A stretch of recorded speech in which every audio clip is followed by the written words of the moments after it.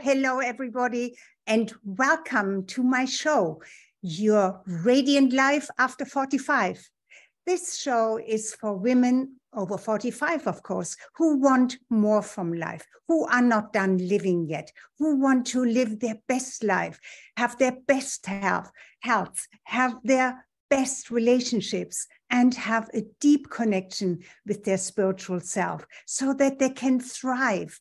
Because in today's world, it is not easy for the mature woman to really stand out, to have that unapologetic, beautiful life that she so deserves. Okay, so without further ado, today we actually continue with the overall theme, how to really have, and I say this word, and sometimes people say it's not appropriate, but it's a kick-ass. It's a kick-ass happiness. How do you create that kick-ass happiness for you? And as we get older, I know it from myself. I needed a little bit of a kick-ass to do the things, because we tend to get lazy, right? So in the first when I started this, how to prosper on purpose, or how to create your kick-ass happiness, we talked about the first 3 steps, and it's a 5-step system. And today we talk about step 4 and step 5. So please, if you haven't seen the earlier version, not the earlier version, the first part of not your radiant life after 45, but your kick-ass happiness and how to prosper on purpose, go back and watch that episode. So today we talk about courage and commitment. So what is courage? Let me tell you, do you not admire and be inspired by other people's courage? For example, if you forsake your own safety to rescue somebody else, that takes courage, right? Sometimes even it's a heroic act, and that may come from the primal instinct that kicks in. We all have that instinct. I have it, you have it, we all have it. And we have this for others sometimes more than for ourselves. Which may come from an old system where we are responsible for each other to create safety in our tribes. It also depends on your ancestors' history and, of course, how you were brought up. So, depending on your emotional and mental makeup, you may be somebody that is easily triggered to jump in to rescue another. There are mind types, and I have talked about mind types. If you want to look that up in earlier episodes, there are 5 mind types, and some of them are so caring that they jump in for others right away. But when that happens, this sure looks like courage, right? And it is courage, and it's also driven by instinct, because there is not a lot of mental consideration involved when it happens just in a spur of a moment. You know it from your gut, and you act immediately. For example, if a child is drowning in a pool and you're the only one around, maybe even if you cannot swim, you will jump in to rescue the child. That's not a conscious choice. Because consciously you would say, I can't do this, I can't swim. But it's an instinctive thing. It's a child and you're an adult, so you should rescue that child. It's an instinctive action triggered by something we often call our inner hero. And we all have it to a more and lesser degree. But when it comes to our daily lives, we want to achieve something. Like live to our highest possibilities, to our highest potential, live our dream. If what we want to experience, which is our true happiness in this lifetime, courage is involved and courage is necessary. Even though that kind of courage feels different from the courage to jump in the pool, even to rescue your child, even though you can't swim, yes? But whether it's in your relationship with yourself or somebody else, or in creating and living according to the purpose of your life, your personal life or business, that courage does not come from an immediate danger or any spontaneous situation, right? And therefore, it is much more challenging to tap into that kind of courage. For example, it takes courage to step out of your comfort zone and risk something new that you haven't done before. Yes, and I have this 28-day challenge where we go through step by step how to build that courage. Why is that different? Because we are creatures of habits, and we are also creatures of comfort. We will naturally choose what we believe is safe and also more comfortable. Oh yes, there are some exceptions, some daredevils. They will find comfort and safety so boring. They find comfort and safety so boring that they would rather choose danger, excitement, the thrill, even possibly a life-threatening act to feel fully alive. But that's a very small group, thank God. Well, who am I to judge that? There is no judgment here. There can be many reasons why somebody chooses that kind of life. It could have internal reasons. Some feel that they must always prove something, prove themselves to somebody else. Even though it looks very courageous, that courageous act may be even triggered by an insecurity or the need to show up as a hero. For others, it's that they never seem to be enough. So what looks like courage is not always what it actually is or what you believe it is. So courage is the factor that separates those who want to keep the status quo from those who dare to explore what's possible. And that really happens in all areas of life. Most people feel comfortable in what they have experienced for a while. And so they have become accustomed to this and feel very comfortable with it. So they don't want to change anything. And there's no judgment with that. But you know that staying there,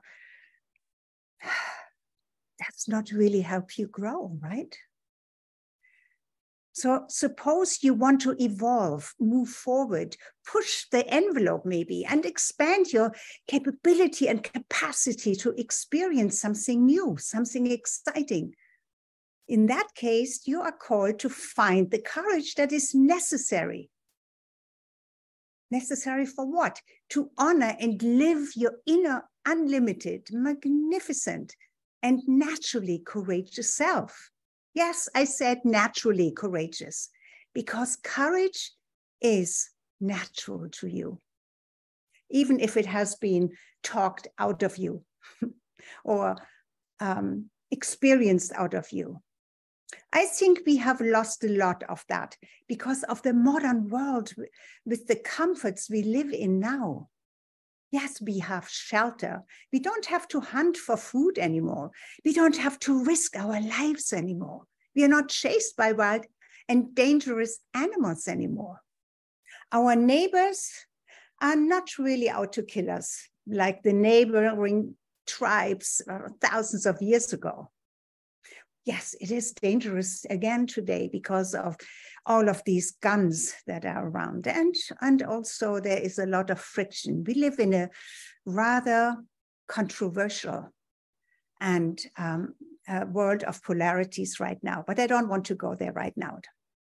Because overall, we have created our lives with the maximum comfort and safety that is possible. To the downside of that is that we have also created a bondage to that kind of lifestyle. We amass stuff that we can buy and actually really don't need. And then we feel responsible for the upkeep of that stuff, right? And then we are afraid we may lose it, which of course becomes a stressor. Do you know people who have amassed so much wealth in things and stuff that they are admired for their possessions and now pretend they have arrived? They have it all, yes, but do they really? Most become even more agitated, more irritated, and even unhappier with their stuff. Why? Because they must protect it now. They have to take care of it all and live maybe in the angst, in the worry and the anxiety that somebody can take it away or they may lose it all.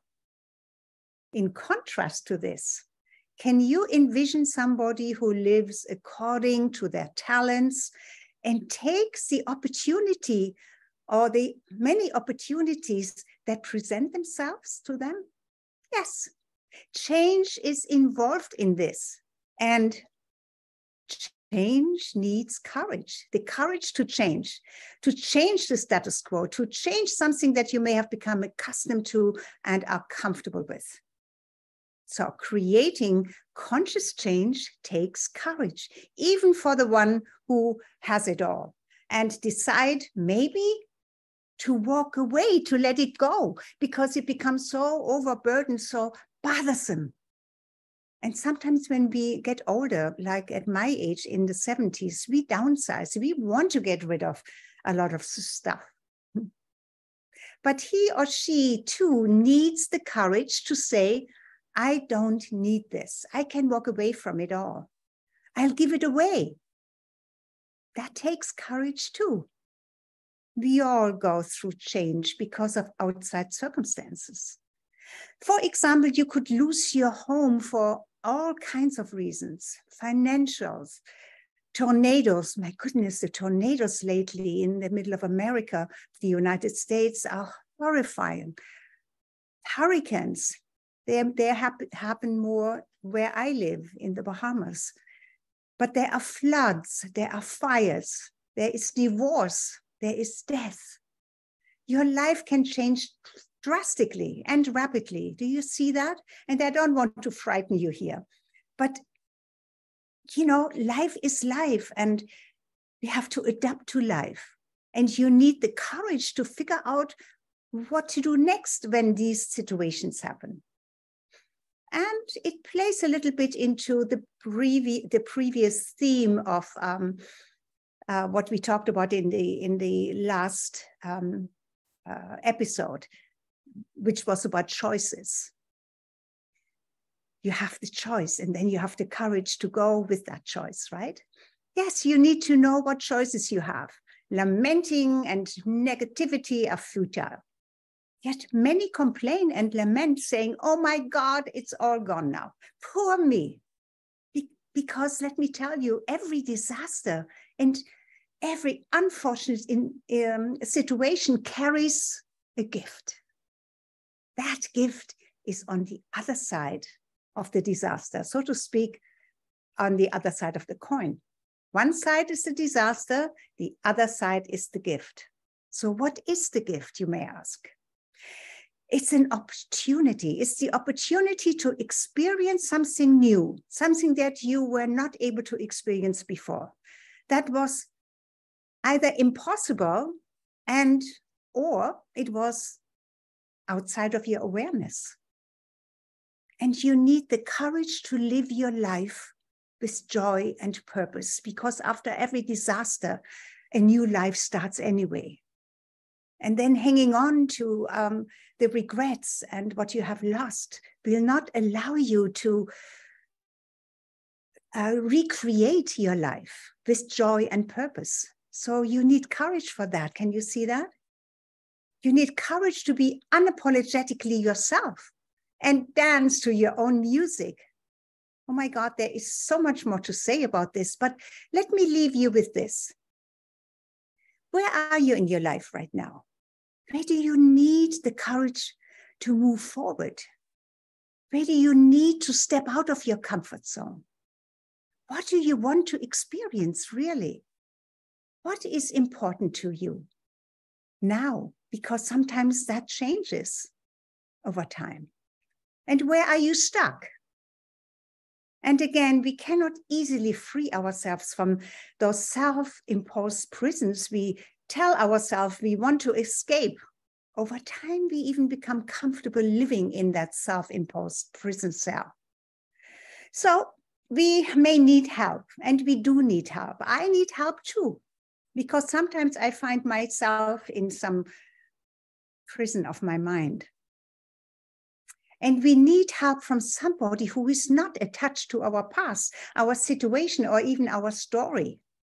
So usually you don't find that help, and there are always exceptions, but usually you don't find it in your family, nor with your very close friends. Why? They are too afraid for you. They are afraid that your courage can hurt you. So they rather don't want you to dare anything that could be a risk to the status quo. They want you to stay what they believe is safe. So they will try to keep you in your status quo out of fear for you and sometimes for their own interests. And you don't want to be stuck there, right? No, of course not. So here again, it takes courage, and it takes outside help. That's where mentors and coaches come in, because they are unbiased and see what you may not be able to see, your blind spots, and also thinking a little bit out of the way you were thinking before. I don't like the out of the box thinking, because I don't even believe you are in a box. I hope not. But the good coaches and mentors, they encourage you and support you so that you gain more courage until you break free from what has imprisoned you and held you hostage to your status quo that is not good enough for you anymore, but has been there for you for too long. So if you want help in this, I offer you to have a conversation with me, because I may be a very good choice, or maybe even your best choice. I may be the one for you who can take you from where you are now to where you want to go, where you want to be, where you want to arrive. Of course, we don't know this yet, and it is not for me to seek you out. It is for you to want to explore possibilities. If something that I shared with you stirred your heart or your gut, and you believe now is your time to move forward and you need more courage, I am here for you to support and guide you until you have what you care about and what you want the most. So we go through these 5 very important steps. Get clarity, see your choices, and envision what lights you up, what lights up your life, what brings you joy, and what aligns you to your highest calling. And the purpose that is usually more prominent in the second part of your life. Yeah, and that's what lights my fire, to help you live your life according to you. That you dance to your own music, that you never again live anybody else's life, but your very magnificent own life. And we women, so many of us live our lives as directed by others. So much of us do that. Our families, our partners, and whoever has influenced us from early on. Often we can't even imagine what is possible because we have so brainwashed. And yet the life you came into your body to live is waiting for you. It will light you up because it's your destiny, it's your purpose, and it's right there waiting for you to grab it. And it takes courage That's why you feel stirred in your heart, because courage feels natural to you. But in today's world, it has become so attacked. And it has become scary. I get that. It's the same for me sometimes, and everybody else. You are not alone in this and on this journey. But there may be a couple of steps or a couple of miles, whatever it is, ahead of you, so I can guide you. You have me if you choose me. And if we align with each other, I'll take you by my hand or take your hand. And together we take that first step, and then the next, and then the next. Does this sound like something you want? Is this something you can envision? Would you like to do that? Then contact me and let's have that casual conversation. I will give you my time if you're serious about wanting to change something important in your life and need guidance and support building your courage so that you can take the steps with confidence and with certainty towards your goals. I am here for you. So now I want to take about the last step, and I hope we get through with this, because it is the secret to everything, and nothing, not even the steps that I talked about up to now, nothing works until that step, that last fifth step is in place, and that is commitment. Commitment is one of the most important qualities to reach any goal. We know that we need to be committed to what we want so that we can have what we want. Yes, you hear it all the time, so you have heard it before, so you know it. But we most often think about commitments that are outside of ourselves. So here are some examples. Have you been taught to behave and listen to your parents and your teachers? Have you not been asked to commit to studying hard and getting good grades so that you can apply for higher education and have a better chance in life? Were you not asked to commit to a relationship and behave in a certain way? Yes or yes, especially we women. It goes without saying that within your family and community, commitments were asked of you, yes? You made commitments even though nothing was ever guaranteed. Am I right? And one of the biggest commitments is that of being a mother, if you chose to be a mother. It is the commitment to care for your child and bring it up the best way you can until it becomes an adult and leaves you. That is tough. That is hard. I don't know if you have children. I have 5. It was hard when they grew up. But I'm so happy that I have 10 grandchildren now, so I can have fun with them and send them to their mother or parents. So I know some of you continue commitments beyond adolescences with your children. When it carries into that you feel responsible and are committed to the happiness of your child into their adulthood, it becomes a false responsibility. And that may start codependency. Not good. But that is another theme for another episode. So, but let me ask you this. Can you count all of the commitments you made in the past and are still adding presently that bind you to something outside of yourself? So now you see why I even started with your childhood and all of this, because we are so used to the outside commitments to things, to others. There comes a time in your life when you find yourself at a crossroads and realize that it is time for you to take a different path. You may realize that the time has come to commit to yourself first, to make yourself number one in your life. Have you asked yourself, what is my life all about? Or all about now? Because you wear so many hats already. You played so many roles. You see your whole life story throughout your whole life, and throughout your life story, you made outside commitments that become less and less important now.